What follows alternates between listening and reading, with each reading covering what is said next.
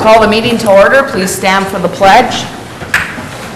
I pledge allegiance to the flag of the United States of America and to the republic for which it stands, one nation, under God, indivisible, with liberty and justice for all.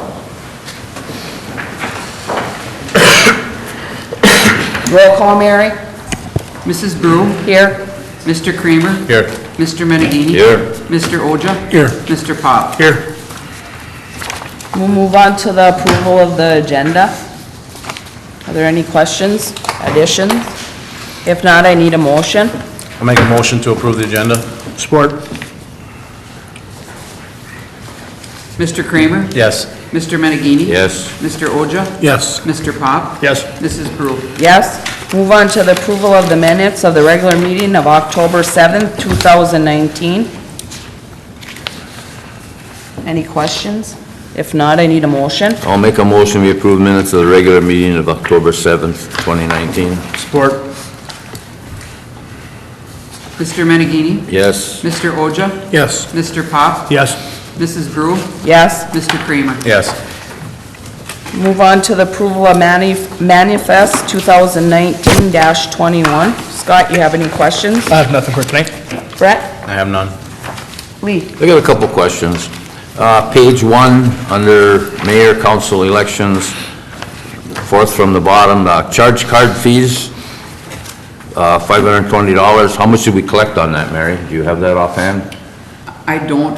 I'll get that Could you- updated to you. We've been running right... I know it's nip right and tuck, about- I'm just curious, Yeah. okay. That's something we have to stay on top of as far as I'm concerned. And I had one other thing here. Ray, you probably can answer this one, or maybe Mary. The expenses for Leif Erikson, I know they're going to reimburse us, but did we come out okay on that? I haven't seen the final figures, have you? No, I've got some expenses that have not been paid. I know that are still coming in. Oh, okay. I will give you an updated sheet on that one. Okay, I realize it's kind of early yet, but just maybe you had it.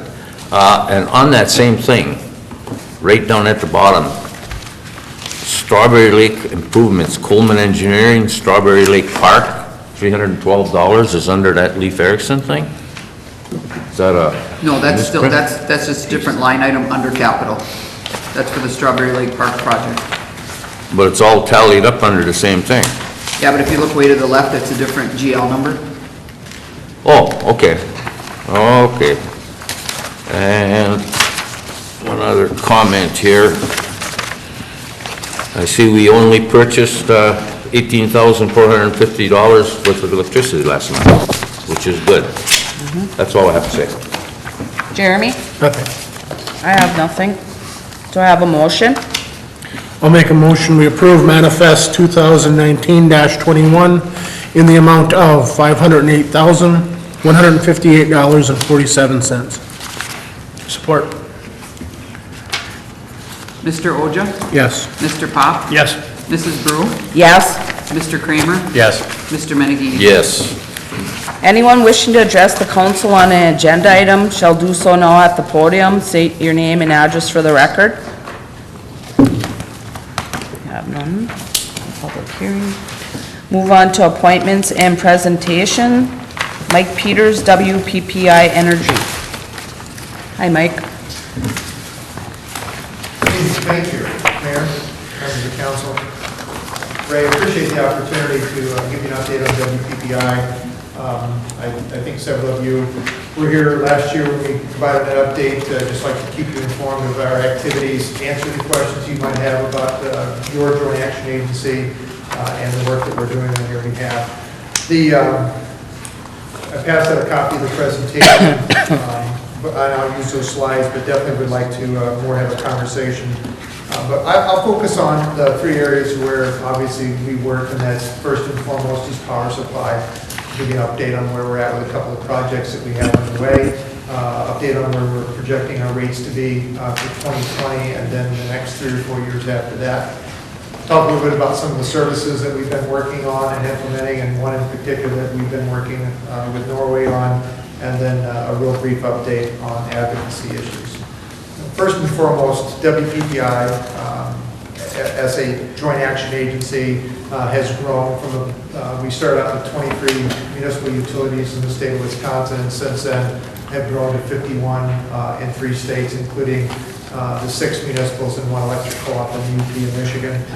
Collectively, our members serve about 200,000 electric customers, makes us a fairly sizable utility combined, gives us the economies of scale that we can own assets, large utility scale assets, and enter into very large wholesale power supply contracts that not any one individual member utility would be able to do on their own, which then allows us to pass those savings on down to our member communities.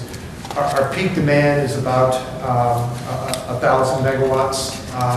You would look at the city of Norway, you're probably roughly 10 to 12 megawatts of load. And so you're, again, from an economies of scale, you gain a lot by being part of WPPI. Our annual budget is projected for 2019 is $432 million. It's actually going to be a little bit less than that for 2020. From a power supply standpoint, nobody can predict the future, so our strategy has and continues to be diversity. First and foremost, if you take a look at there's a handout in your packet called WPPI at a glance. This sheet right here. If you look on that column on the right, 2018 power supply resources, you can see that first off, there's a lot of them. Again, we try not to have all of our eggs in one power supply basket. We try to diversify our portfolio so that we have no more than one asset representing 10% of our total generating capacity. So by splitting that exposure that we have, if gas prices fluctuate, if coal prices go up because of regulation, if one of our assets goes offline for maintenance or repair, it isn't as big of an impact on our average cost going forward. So that sheet alone shows the level of diversity that we have in our resource mix. We also, from a fuel standpoint, that donut-shaped chart there on the right-hand side or the left-hand side of the page shows where our fuel mix comes from. We're down to 44% coal. Why that's important to us is that it reduces the risk of additional cost in the future should there be greenhouse gas regulations, which we believe at some point there will be. We have reduced our emissions from where we're at in 2005. We'll be about 37% below that amount by the early 2020s. And so we've reduced our emissions and at the same time been able to do so and hold our rates relatively flat. We've been able to do that because some of the resources that we've been brought online and will bring online are very cost effective. There's a picture of the Bishop Hill Wind Energy Center. That's a new asset that we added to our portfolio in June of 2018. It's a 132 megawatt wind farm. It's located in northern Illinois. And when we did an RFP for projects, this came in as a low cost option. In other words, it was going to reduce our average cost long term. And we signed a 20-plus year contract with the developer of that project. It's a company called Invenergy out of Chicago. We actually have a couple of other projects with them. They're a nationally known and one of the largest renewable energy developers in the country. So we felt very comfortable with them. Matter of fact, from the time that we signed the contract to the time this came online was only 9 months. And so they moved very quickly to get this resource online. We brought it into our portfolio in June of 2018, and it's been performing extremely well for us. And it has done exactly as we projected by holding down our average power cost. The other renewable asset that we're adding to our portfolio will come online in 2021. It's a solar farm located around the Point Beach Nuclear Plant in northern Wisconsin. Again, this will help us reduce greenhouse gas emissions and reduce our average power cost over the long term. There's a bar chart in your packet that says average power cost to members. As you can see, the trend line is going down. You go back to 2014 where the power costs were about $78.66 per megawatt hour to what they were in 2019 at $72.50. Matter of fact, we're running about 3% below budget right now for 2019, so our power costs are going to be pretty much in line with what they were in 2018. You have to go back to 2009 to see where, to have power cost equal to where we're at today. So our costs did go up a little bit in 2010, 11, and 12, and since then have been steadily coming down. Projecting out over the next 4 years to 5 years, we project our rates will remain relatively flat. Over that time period, we don't see any one individual year where rates are going to go up any more than 1 or 2%. We think over that 5-year period, total our rates are only going to go up about 2 or 3% over that 5 years. So again, relatively flat. So very stable power costs from your standpoint. You also have the luxury of having your hydro facilities, which really does a great job of holding Norway's power costs really low for your customers. So you're in a really good position by having your hydro facilities and then having our wholesale power supply to fill in the gap. Any questions on power supply and our rates, what we're doing with rates? We actually provided our draft budget to our executive committee. We sent that out last Wednesday. We made it available to any of our members that wanted a copy. We'll go through that in detail with our executive committee on Thursday and make any adjustments to that that the executive committee directs. We'll then bring that to the full board in December, and Ray, as your board member, will obviously have an opportunity to go through it and ask questions and then make recommendations with respect to what that ultimately what our budget is and what our wholesale rate will be for 2020. Mike? Mike, under the renewables here, it says 12.6% renewables. Where's this 3.6 renewables, no RECs? Yeah. Is that solar or?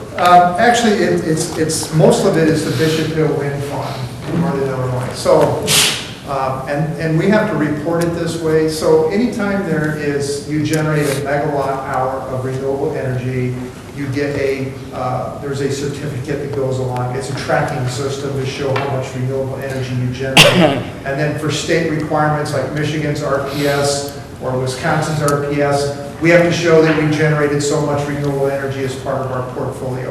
And you do that by first generating the renewable energy, and then you get a renewable energy certificate, certification showing that you generated at least 1 megawatt hour of renewable energy as one certificate. So we collect these certificates and then we retire them each year to meet the state's requirements. We have a bank of certificates. They're good typically for 3 or 4 years, depending on which certification process or which state's compliance you're looking to meet.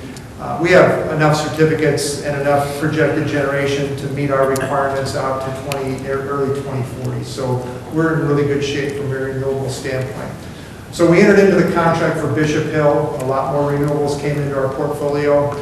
Illinois had an auction a year ago. They were looking to buy renewable energy certificates for the state under a new program that they had put in place. And they had some certain parameters. It had to be new renewables that came online within a certain period of time, and had to be within a certain geographic area. And so the Bishop Hill Wind Farm met the requirements of what they were looking for. So we bid in a significant number of the RECs that the Bishop Hill Wind Farm is projected to generate over the next 15 years, and we were selected in that process. What that allowed us to do is we're selling RECs to the state of Illinois, and it's actually lowering our power cost even further than what this project did on its own. It was a very cost-effective project on its own, but by selling the RECs to the state of Illinois, we're reducing the cost even more. We didn't need the RECs for our portfolio, so we've sold them to Illinois for the next 15 years, and we're using that revenue to offset our wholesale rates. But when we report it, we can't count it as typical renewables. We have to delineate it somehow. It's not like it's converted, because there's still no emissions. So we report it as renewables with no RECs. And that's mostly the Bishop Hill Wind Farm, which makes up that 3.6%. There's a few others there, but that's predominantly what it is the Bishop Hill Wind Farm. Do you think we're going to be seeing more and more wind farms? I tell you what, wind and solar are both very competitive. And so when we did our RFP in 2015-16 timeframe, wind and solar was extremely competitive. We don't have any, this filled a basically a need that we had in our portfolio for the early 20s. We have some open space in the late 20s and into 2030. So for the next 10 years, we're pretty well set. After that, we'll have some open space that we'll be looking to fill at some point. But as utilities have gone out and looked at new resource acquisitions, it's either been natural gas, wind, or solar. Those are the three that the utilities are looking at for the most part. Nobody's building new coal plants.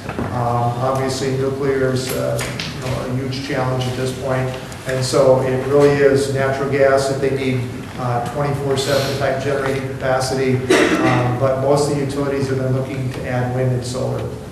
And you've got some groups that are even trying to get rid of natural gas. Well, there are environmental groups that see natural gas just like they see coal.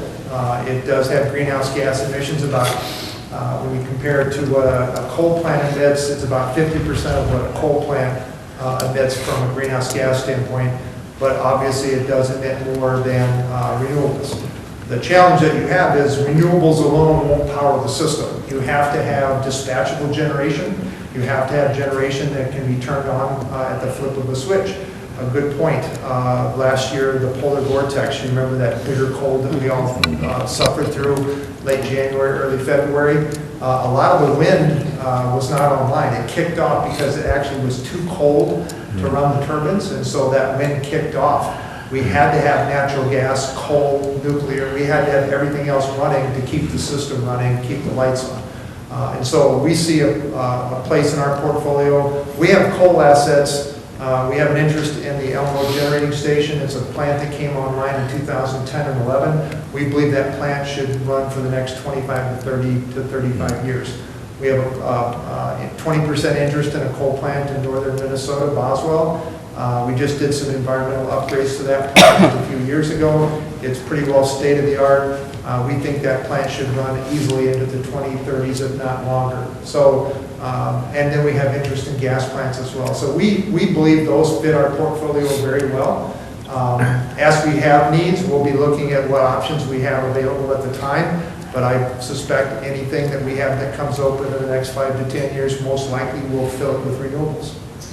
But we don't have any plans at this point to turn down or turn off our existing either coal or natural gas-fired resources. I may be wrong, but I was always under the impression that it's more wind than solar. If it wasn't for subsidies and tax breaks, it would be prohibitive, the cost for both of those. I can't argue with you that the tax incentives that are available to support wind and solar have helped make it more competitive. But even taking out those incentives are supposed to expire in the next couple of years. They're phasing out. Wind and solar is still being projected to be cost competitive with natural gas and coal. Pretty much, but the advantage of natural gas or wind and solar is lower capital cost to install it. It's obviously very expensive to build a coal plant. It's less expensive to build a natural gas plant, and even a little bit less to build wind and solar. The tax incentives have been very helpful in getting the costs to come down as more of it gets built.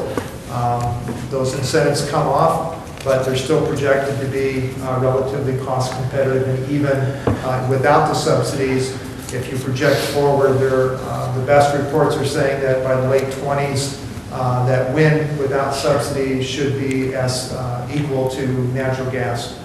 So, but I still believe you're going to need natural gas in the portfolio. You're going to need coal in the portfolio to keep the lights on. We'll take wind when it blows. We'll take solar when the sun shines.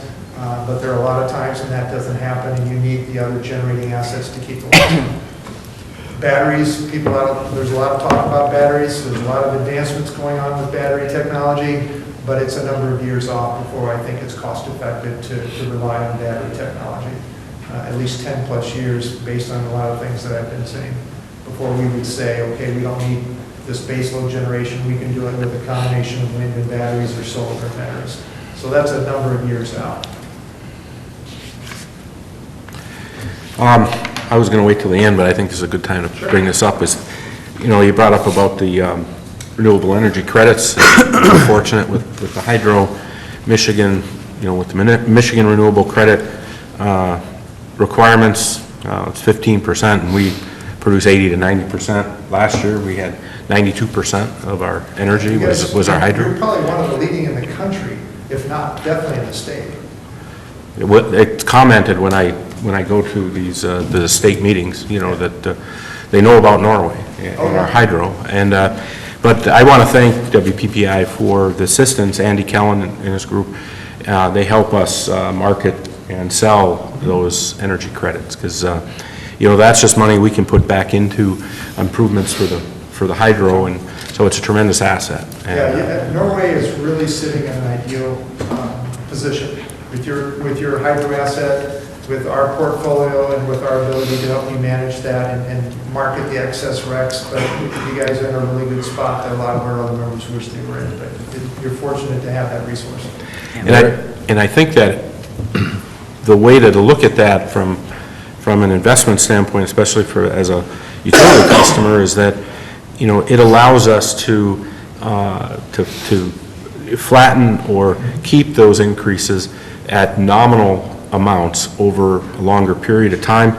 You mentioned $72, $72.50 affordable wholesale. I know when we're at our annual meeting, you know, WPPI, that is a major conversation in the budget, is where's our wholesale rate? They talk about it all the time. All the time. The directors from all our members, that's a main item, and I think you guys do a great job at managing that.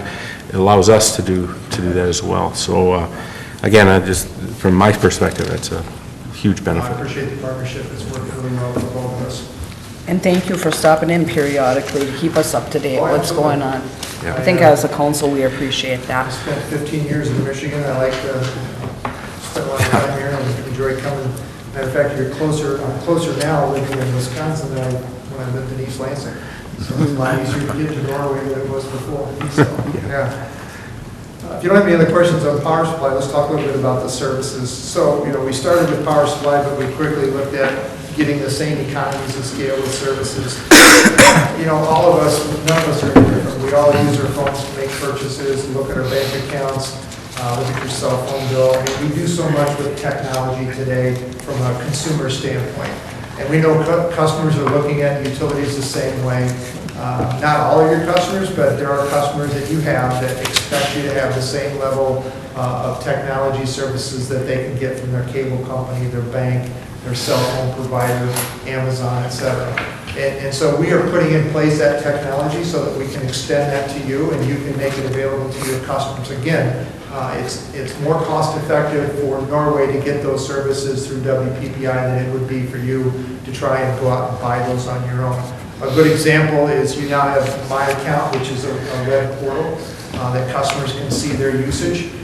You're one of, we have 51 members. Right now we have 17 of our members that are implemented the My Account portal. We're adding a couple each year. And so Norway is among our early adopters for that technology. Ultimately, you'll have the ability to make payments through that web portal. And customers can see their bill. Your customer service reps can have very effective conversations with customers because they can see their usage online pretty much close to real time. So when you're having a conversation with a customer about high usage, you can actually show them the issues that's involved. So that's just an example of some of the technology that we're putting in place for customers. I've got a laundry list of services that we've developed over the last just a few years, and every one of these have been developed to address customer or member issues that have come to us. I'm sure with Berrigan Lots, two of our UP members, you probably have heard about the Langland service that we've extended to those two communities. They came to us a couple of years ago, and Ontonagon Electric Co-op had told them that they were no longer going to provide line services to them at the beginning of January of 2019. And so they came to WPPI and asked, is that something we could help with? So we actually put together a program. We have hired 2 linemen. They are dedicated full-time to Berrigan Lots. We equip the crews, and Berrigan Lots are paying 100% of the cost, plus covering the overhead costs for having that service. So not only can we develop services that benefit all of the membership, we can do one-off services that benefit a smaller group of our members when it makes sense for those members and for WPPI to do that. Are you going to extend them services to other, The lineman service? Yeah. We're open to conversations with members that want to go that direction. We were in a unique position with Berrigan Lance, and so all the pieces were in place for us to be able to do that. Any one member that wanted us to do that, we've told them we would have the conversations to see if the environment works, what the numbers are, et cetera. So we wouldn't tell a member no out of the gate. We would say we're more than happy to discuss it with the member and see if we can make something work for both the member and for WPPI. We were able to do that for Berrigan Lance. Any other members that were interested in doing that, we would talk. yeah, because I know there's getting to be a shortage of linemen too. It's a challenge. It's a challenge to go out and get a lineman. Yeah, and they're not cheap. To get good quality linemen, you have to pay the wages that they expect or could go someplace else and get, whether it's a co-op or UPCO or another investor-owned utility. And so we have to make sure that we pay competitive wages, you have good benefits, so that once you do attract a lineman, you're able to keep them long-term. So, as I said, if a member is interested in working with us in that area, we'd be happy to talk to them. And a note to the students that are with us this evening that it's a tremendous opportunity out in the trades I tell you what, for I careers. I have two nephews. One graduated high school a year ago, and another that graduated 2 years ago. And I've sent them both information about going to lineman school. It's a great job for a guy or a woman that likes to work outside, work with their hands. A good quality lineman working for a good utility can make upwards of 6 figures. And so they pay very well. As you all know, you have linemen. So they're very good jobs. They're jobs that you can support a family with and have a good career. So yeah, I've told, if college isn't where a kid wants to go, lineman trade is a great occupation. A number of linemen have moved into management positions as well, and have become managers of utilities across the country, including right here in Michigan. We've had some in Wisconsin, so that's not unusual. Yeah, I sent information to my nephew who graduated last year too about lineman. Yeah, I think it's a great career. If you're not interested in going to college and you want to go, get a good job, that's a good way to go. Well, 2 of our linemen right now are in the apprentice program, Yeah, that's good. young It's nice kids. to have that pipeline because it does take time to develop into a full-scale journeyman lineman. So, and the most successful strategy I see small member utilities execute is hiring a local kid. You hire a kid who's from the area, you get them through the apprenticeship program, you get them on board, they're more likely to stick. I had one manager joke, the best way to retain linemen is make sure they marry somebody from inside the office. So that's a good way to stay in the meeting service. With somebody inside the office. Don't recommend that, but it's worked pretty well for them. They've got, I think he said they have 2 couples that, there's a lineman and an office worker that are married. So it's worked well for them. Any other questions on services? The last piece is advocacy, and I don't have to tell you guys about that. Ray's probably one of our better spokespersons when it comes to advocacy. He's made the trip to DC with us. He goes down to Lansing. His car probably has autopilot down to Lansing. And that's the benefit of that is the long-term relationships that we're able to build and that you have that we can then call on when there's any kind of a legislative challenge. I know your state association, we work very closely with your executive director, Katie. I knew Jim Weeks personally for over 20 years. And so working with the trade associations, the state associations is critical to our overall partnership. But every time there's an issue that comes up in the state capitol or in Washington, D.C., it's nice to be able to call on our members who have relationships that can pick up the phone and make those calls. And so I appreciate Ray's activities in that area and Norway's support for doing that. It's kind of like, fixing a leak in the roof. You don't wait till you have a thunderstorm to do it. You just maintain things and keep things in check so that when the storms do come, you're able to take care of it. So that's really how I see our government relations program. It's worked very effectively over the last probably 100+ years. Well, that was another note that I had down, that as the president of the state association, the MMEA, one of the parts that I'm really appreciative of is the kind of connection that the Lansing office has, our office has, with your office. yeah, absolutely. And, you know, during our meetings, Joe and multiple members of the WPBI are on the phone. We talk about the joint action, work well with Michigan rules, legislation. I think that's been a tremendous benefit for us. So, Well, I see it, and I've told our members, WPBI is an extension of your staff. And the state associations, we tell them the same thing. You have a very small state association that pretty well is one person. Yep. And so when there's a very technical legislative initiative, we have scores of engineers, CPAs, PhDs, finance people, our own legal house. We have 3 in-house attorneys. We have a lot of talent because of the size that we are and the issues that we have to deal with. We put those resources, make them available to your state association. We do bill analysis, we'll do technical analysis for them because we're all in it together, and if we can help your state association address a legislative issue, it's going to help us, it's going to help you, it's going to help all our members. So we have no issue doing that and have done that for as long as WPPI has been around. So it's worked really well. That's all I had from a formal presentation. Unless you have any other questions, I appreciate the time on your agenda and appreciate the partnership that we have. Mike, real quick, I mean, there's something that we've talked a little bit about locally here. We haven't really gotten into it too much, maybe with our board here, but I know our DDA has talked a little more about it, are these electric vehicle charging stations. That's something that's kind of the hot new issue that's out. I think Wisconsin's a little farther ahead of the game using the Volkswagen monies, but Michigan is starting to come around, and they're starting to have some education and some. But have you? Has your staff? I think you've been engaged with Michigan on that. We have one individual on staff who's responsible for that issue in general. His name's Mike Hodges. So we have up-to-date information on pretty much everything that's happening in the states.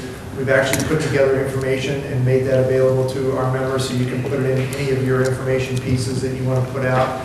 We actually have developed or looking to develop a wholesale rate that when we put our time of use rates in place for next year, you can put in place a very cost-effective incentive rate for EV charging. So you could, and it's a lot easier for our Michigan members to adopt incentive rates because you don't have to go to a public service commission. So you could put in place a rate that incentivizes customers to charge off-peak. That doesn't have a very high on-peak cost during the day, so we could work with you on that area. The other area is we do have some incentive dollars in our budget for next year, not a lot, but we can offset about half the cost of a community-based charger. So if you wanted to put a charger right outside City Hall or on Main Street and wanted to split the cost, we have dollars in our budgets to help do that. We also have some dollars if your community wanted to put in place an incentive program for home-based chargers, the level 2 chargers. We have a program that can help offset a portion of that as well. Obviously, the rest of that comes from the community. But we can work with you on whatever you want to do with respect to EVs. We know they're rolling out very slowly, but they're coming. In parts of the service area, they're going to be there sooner than others. But I think to remove that anxiety that customers are going to have about driving their EV through the UP, you're going to have charging stations along the way. Crystal Falls, I believe, put one in. And I know others will as well. Yeah, the reason the DDA has been having this discussion is when you think about someone coming up from the Fox Valley, they're going to drive through Niagara and go up in Niagara Mountain, whereas they're looking for a station, they're going to have on their app where these stations are at. Well, they'll come down US 8 and come to Norway because we'll have the station. I think that's kind of the drive behind it. And I'll have them come down, come out of the car. Chambers of Commerce that have supported putting them, had put money into it to put them on Main Street. Again, just so that customers, over time, you'll be known as, we can go to Norway and you can shop on Main Street, they've got a charger, that type of thing. I think, 5 years from now, 10 years from now, they're going to be, EVs will be very prolific. It's building slowly, but it is the future of the auto industry will be EVs, no doubt.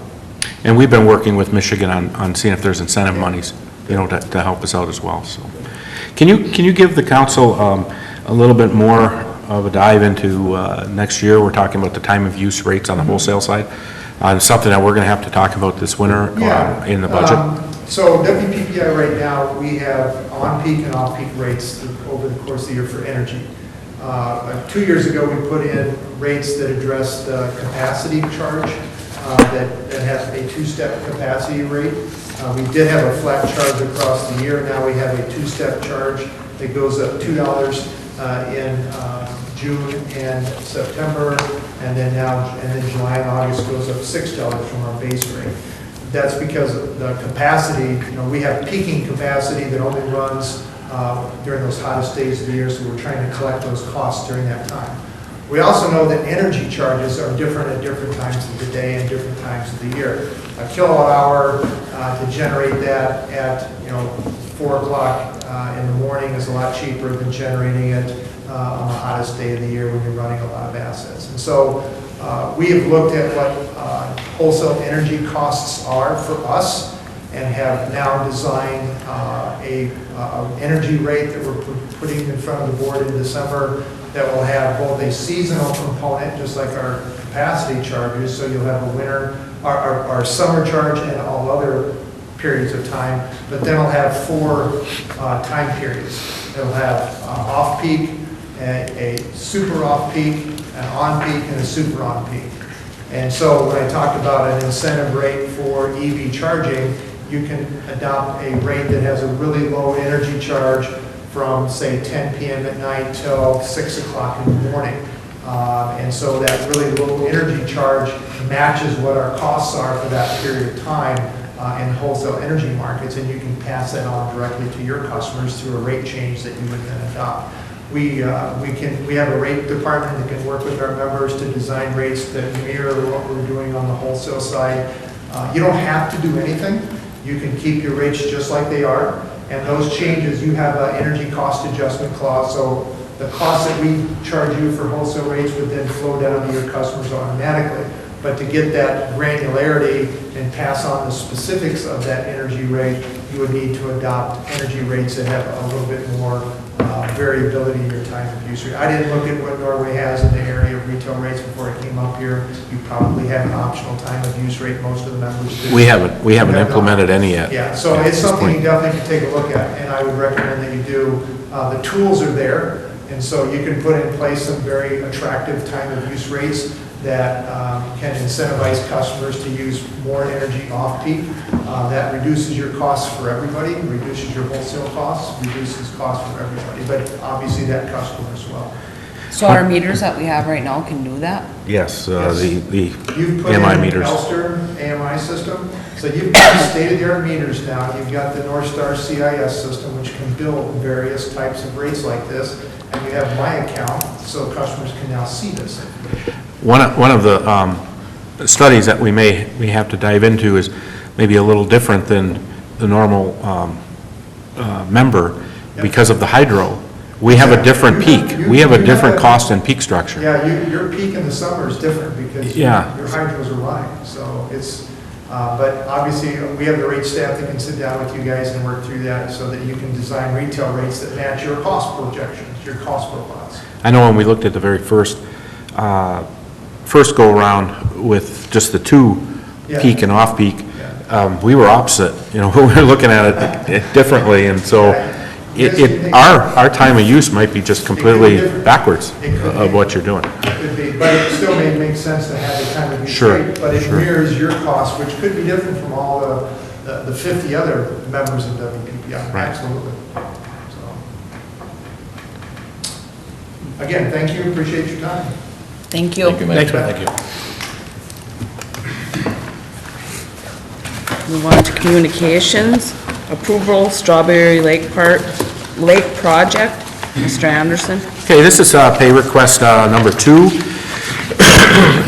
Excuse me. I'm sure there's going to be another pay request coming here shortly. We did a walkthrough today, earlier today before the rain. We were lucky enough to get that out of the way before the deluge came, but everything looks pretty good at this point.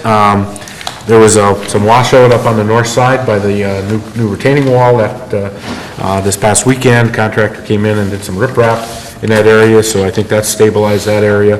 They also regraded the kayak launch. Looks pretty good. From what I could see, we're going to put in something to keep vehicles off of that trail. That's what happened, is somebody drove down it right away after it was built. But outside of that, we got a couple of outstanding items that are going to go into the spring. So we're basically, from the contractor's perspective, we're pretty well done. We will have the retainage that will hold through into the spring. I'm sure there'll be some cleanup that has to be done with the grass seeding, being so kind of late. So we'll look into that in the spring. So this particular pay request is for $30,253.10, and that's after the retainage of $3,400 is withheld. And this was a grant, right, for them? Yes, there's a component of grant. On your walkabout there, Ray, I forgot about it, I wanted to go. At the Park and Recs, we had discussed last week where there's some bare wires sticking up and they just had bags over them and there was Yep. talk of getting something heavier. Yeah, we talked about that. Tim thought that they were okay at this point, so I'm kind of going on his recommendation for that. We are going to make sure we flag those, though, because some of them are kind of close to the trail, so we don't want to be nicking those up when we're plowing. Okay. So, Any other questions? If not, I need a motion. I'll make a motion that pay request number 2 be approved for $30,253.10. Support. Mr. Pop? Yes. Mrs. Brew? Yes. Mr. Kramer? Yes. Mr. Menagini? Yes. Mr. Oja? Yes. Move on to approval, stormwater asset management wastewater pay request number 13. okay, this is another grant that we received. It's a 90% grant, so it's a pretty good grant for us. To handle all of the asset management for our wastewater system, and they're into pay request number 13. So the total for the pay request is $108,941.43. Again, 90% of that is paid through the grant. One note on this project is that it is coming down to its conclusion. We think that in December, we're going to have the final report. Don't expect that in November with the special season going on and kind of a slowdown, but that'll be a time when I'm sure Coleman Engineering will be working in their office to finish that report up. As far as you know, Ray, have they run across any surprises? No surprises from what I can understand. Well, that's good. Yeah, there's definitely going to be, and that's what the program is designed for, is to highlight future projects, areas that we have to concentrate on, but nothing that jumped out that said, oh, you better get on this ASAP. So that was good. They are going through and also looking at the plant as well as and the lift stations as well as the lines. So it's a pretty thorough process. Any other questions, comments? Do I have a motion? I'll make a motion, SAW grant pay request number 13 be approved for the amount of $108,941.43. Support. Mrs. Brew? Yes. Mr. Kramer? Yes. Mr. Menagini? Yes. Mr. Oja? Yes. Mr. Pop? Yes. Move on to communications department equipment purchase. Mr. Anderson? Well, this is a request to purchase a battery backup unit. I've given you 3 pricing options. We are recommending a price from GoTech. It's a couple dollars more than the NCTC price, but as we pointed out, there were some advantages. There's a rack that was included, and there's some advantages in the actual piece of equipment because it had an extra slot for us to plug into. So we'd like to move on and get this purchased, so we get this battery backup unit up at the head end. I'm assuming it was not a budgeted item? This was not a budgeted item, but we do have under our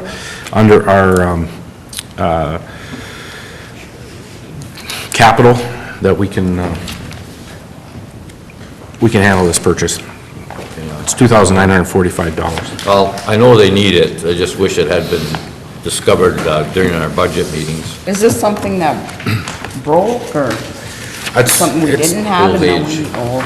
Yeah, it's beyond its life, and it's giving us trouble. But I was saying, I know the personnel involved with this, and I'll go along with the equipment purchase because they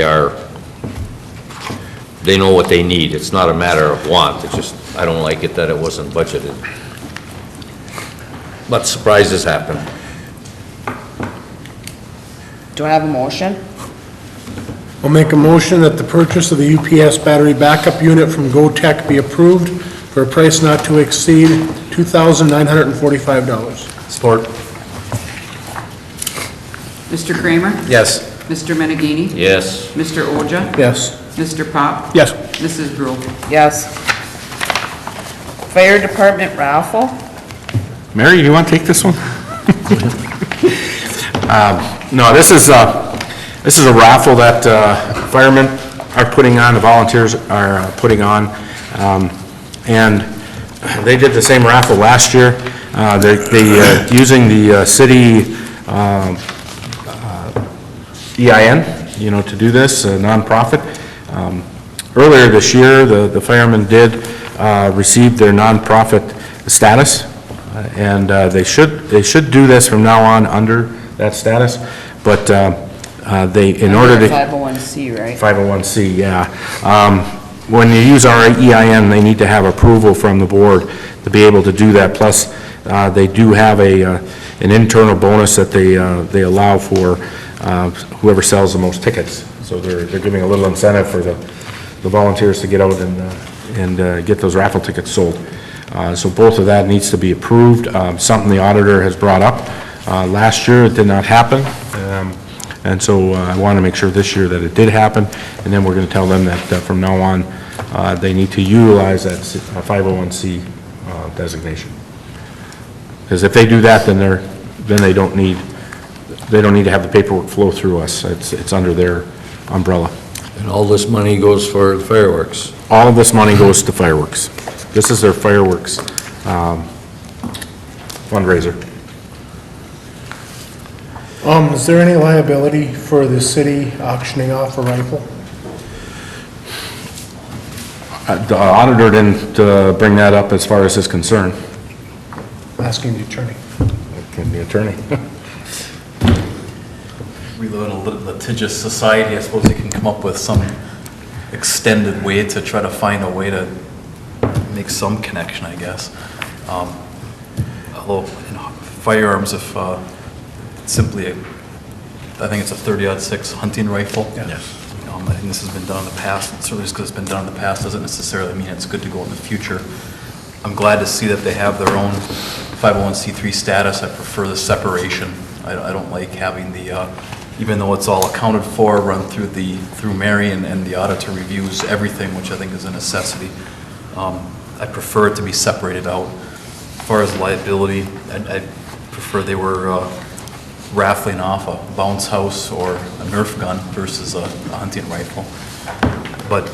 And I haven't seen the ticket itself either to see what's printed on there or what is utilized. They're all guns, Grant. Yeah, and but it's also utilized to raise money for the government, for the city, and it's for the city purposes and for the citizens' purposes. So I don't think in a long roundabout way, in a long-winded way, I think that any liability would be very tenuous at best and very difficult to establish. It's being utilized for fundraising purposes for the betterment of the community and betterment of the citizens. So, I mean, don't quote me because I'm not sure, but for some reason, I want to say if you do win one, the fire department doesn't give it to you. I think you have to go to True Value and pick it up. But I might be wrong on that, but I'm thinking. And they still do a background check. Yeah, yeah. everyone that I've ever seen, they do Yeah, background checks. or wherever we they- bought them from. Right. So it very well may be through True Value might have as much of an issue as the city if they're going to try to hook the city, if you will. The seller of the gun might have just as much of an issue, which is the distributor. Personally, I don't have an issue, but I just wanted to check with like you said, the litigious society that we have. Right. It'd be far-fetched. I think it'd be very, very difficult to try to have any type of litigation tying us on a raffle like of this nature. And I know, like, I go to Ducks Unlimited every year, and And they have the guns right there. And I know that all they do is, run your background check with your license and that, and if you win, you walk out the door with that. And that's a lot of them.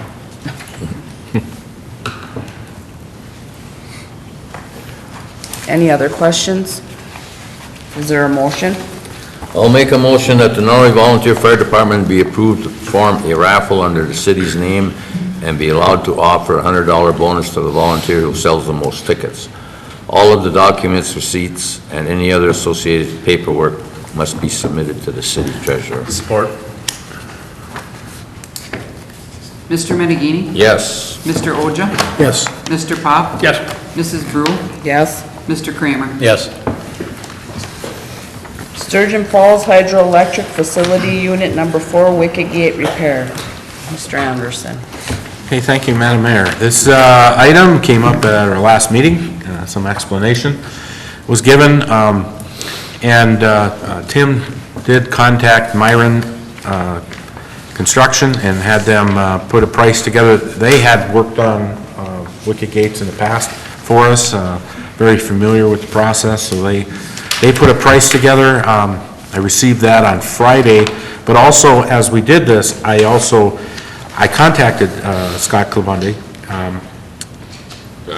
wanted him to comment, and because HCMS or Leader Stroke were going to be moving in a direction of just repairing what we have, get it back in place. Their niche is to have a much more extensive evaluation and replacement, which is something that down the road, I think we need to look at for that unit. However, Scott was very supportive, that he understood from an owner standpoint what our position was as far as the number of hours that we actually use the unit for, and it's the necessity for having that unit operable and ready to go. So he actually helped us, and I appreciated his help. He actually reached out also to Myron and explained some, some of the, I don't want to say issues, but some of the concerns that if we put this back in place, that a couple of things that he felt like we should look into, and one of them was the inspection. We had that, the initial price for replacing all the wicket gates and the pins and all the structural, but then we added, as I showed in my report, we added the additional inspection. There's a range from 6,000 up to 18,000 on that inspection. The gearbox, depending on what we get into and how hard it is to get in and actually get a good view. And then we also talked about the bearing sets, and especially on the lower bearing where it's a vulcanized bearing unit. We needed to get that reworked, and actually we should have one on the shelf, because it's one of those that you can pull out. If something happens, you can pull it out, replace it with what you have on the shelf, and then send it in and get that worked on, and then you're not out of service. Because a lot of times those vulcanized bearings are what you have to get reworked, and it doesn't make sense to be out of service if you could just have one on the shelf and get you back in line. So the total price for that work is $118,235. This is not a planned project, but it's the reason why we keep $500,000 to $1 million, $1 million, set aside. Right, when we have these types of things, we can afford to get them fixed. Right, because this was nothing planned, the wicket gates broke. No, We they- didn't plan on they having went. them break, so. Ray, you had said that Myron had worked on this unit before, or just that type of unit? With the I wicket believe gates. You we've, said you're familiar with the wicket gates. yeah, we've had them in on both 3 and 4. They've been down in those units. Over the years, we've had these issues come up, not as severe as this. We'll have a gate or 2 maybe that needs to get worked on. And the supports, we've had over the years issues with the supports cracking and having to go in and get those fixed up.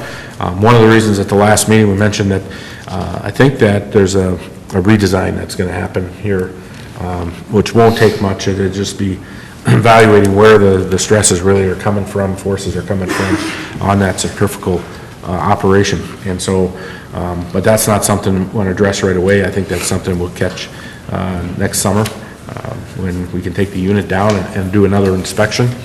I'm also working with Jesse Fairchild on getting some additional monitoring on that unit. And I think that's something that we need to look at down the road here shortly. I'm sure we're looking at weather too, right? Yeah. Because if we don't start on this, it's gonna be too cold to do anything. Well, that was one of Tim's main concerns, is that if we waited until after, into December and into January, I mean, we're gonna have a lot of icing problems down in the pit. So, you know, I think he's, you know, his concern was, let's get it fixed up, let's get it back in operation, have it ready for the runoff, and then, you know, it's gonna be the first unit that comes out in the spring, when the water comes down.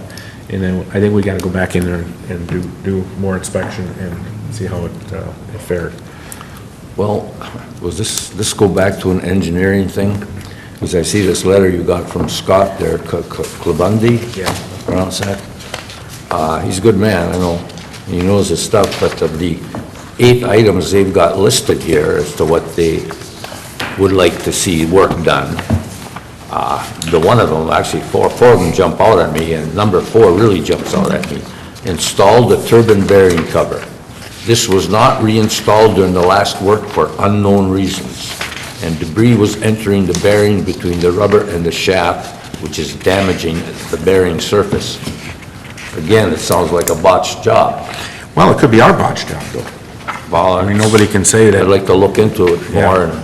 and I realize this has to be done, but I'd like Yeah. to look into it more, and I don't want to point the finger, but to me, it looks like somebody screwed up big time.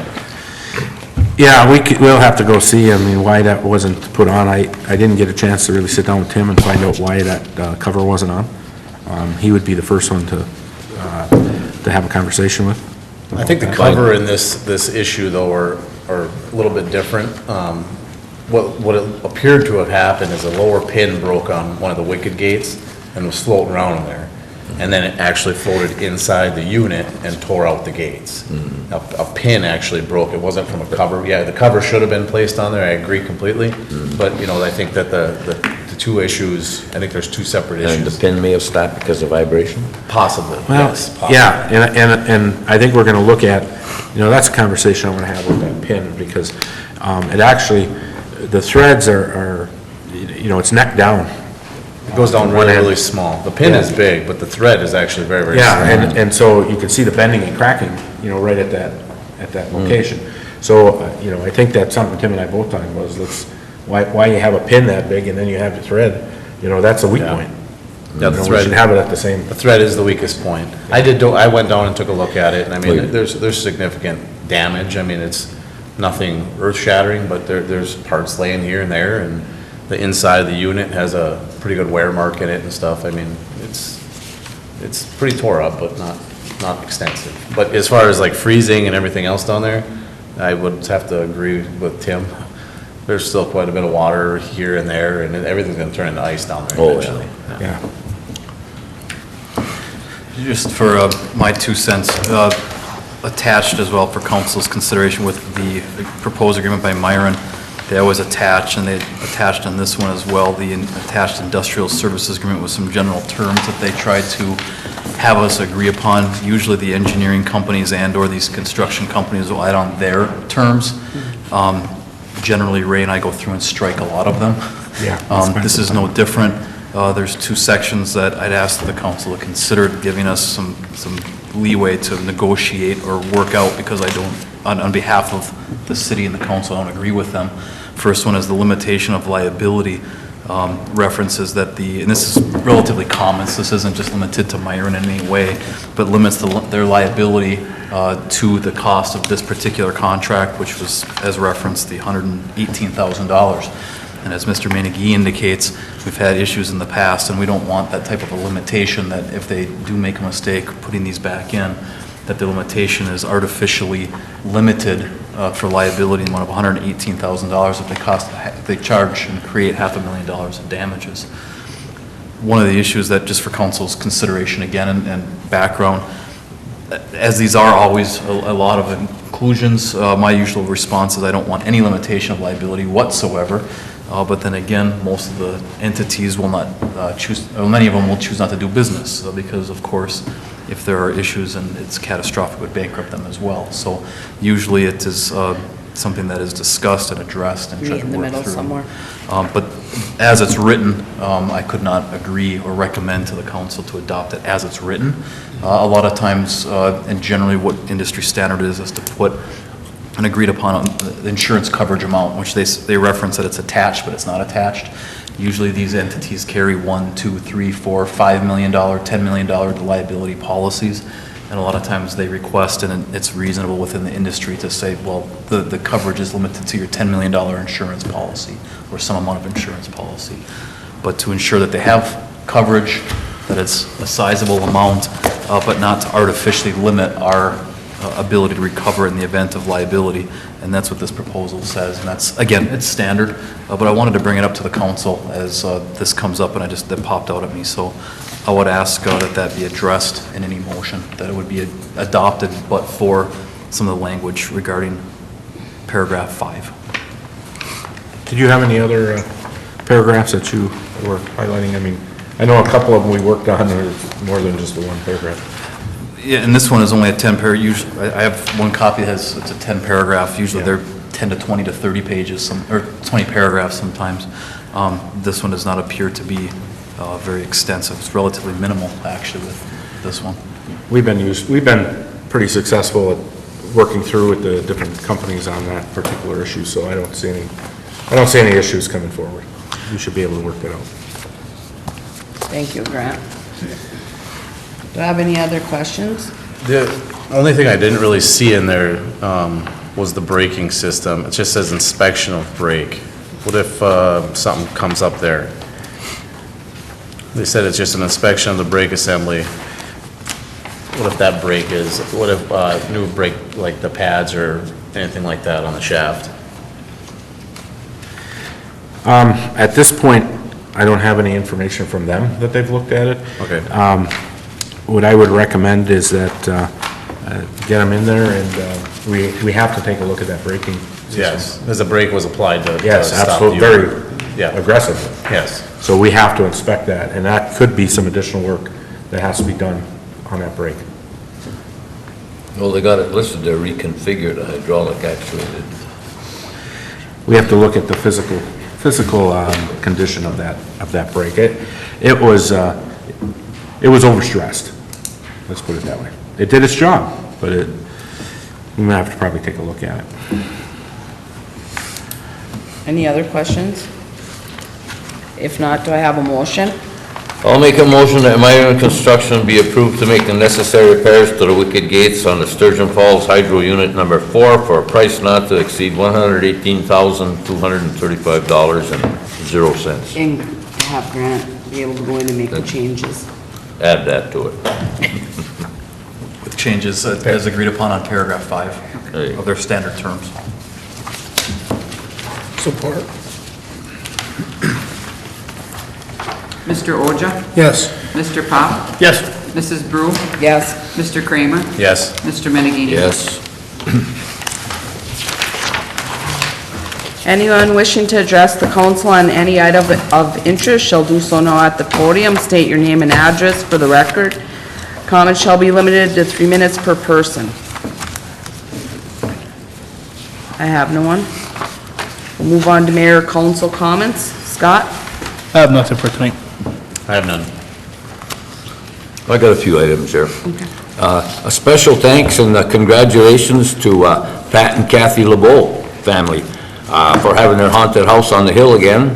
It's bigger and better than ever. Actually, it made front page of the Daily News with a big article. I'd also like to thank Mike De La Cruz and Kristen Ball for staying in town and buying an empty building on Main Street for their business.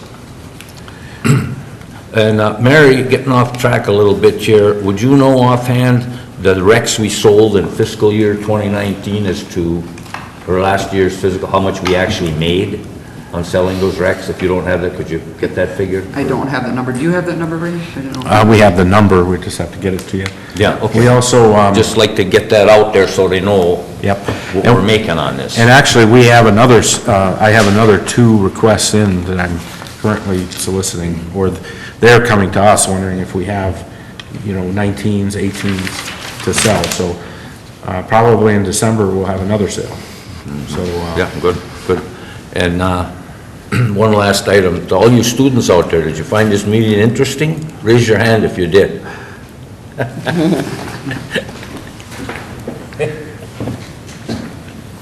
all I have. With 2 units down and the kind of rain we've been having, how much water are we spilling, if we're spilling? I don't know the CFS that we're spilling, but we are spilling. Yeah, and, they're gonna be buttoning up the units by the end of the week. They're hoping to be in commissioning next week, so that'll help out for Unit 1. Is that it? I have a few comments to make. Got to come down to Leif Erikson Day. It wasn't a real warm day, but it was nice. There was no snow, no rain. Just want to thank everybody that worked so hard on that to get everything together. Thank the community for coming out and supporting Leif Erikson Day. Also thank the LeBeaus on the Haunt on the Hill. That's another great thing in our Norway community, and I'm seeing pictures out there, and the kids are really enjoying that, and it's nice we have that in our town and that they do that. And last but not least, don't forget, November 5th, Tuesday, is voting day. Get out and vote. Mr. Anderson? I don't have anything today, Grant? other than go vote. No, thank you, Madam Mayor. Mayor?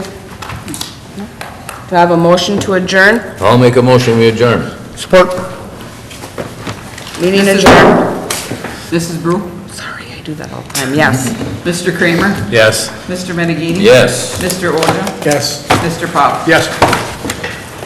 Now meeting adjourned. Don't forget to get your papers signed for school. I don't know if that would be...